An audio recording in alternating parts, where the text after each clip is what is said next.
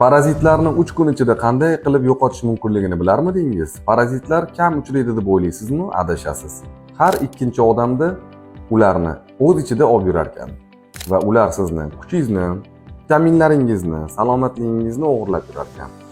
Tabletkalar hamisha samarali bo'lmaydi, ammo kimyoviy moddalarsiz ishlaydigan qadimiy usul mavjud ekan. Sizga kerak bo'ladigan narsa oddiy mahsulot ekan. 2 osh qoshiq qovoq urug'i va 3 bo'lak sarmizoq olib, xona haroratidagi 1 stakan kefirga qo'shib va yarimta limonni siqamiz va bularni hammasini blenderga solib, bir tekis massa hosil bo'lguncha aralashtiramiz.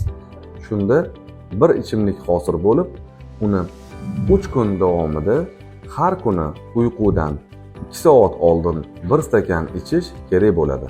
Natijada na parazitlar, na ularning tuxumlari qolar ekan. Organizm tozalanadi va energiyaga qaytar ekan. Buni qorni katta bo'lib ketayotgan, parazitdan shubha qilayotgan va ko'p ovqat yeb qo'yayotgan do'stlaringizga jo'natib qo'ying va obuna bo'lishni unutmang.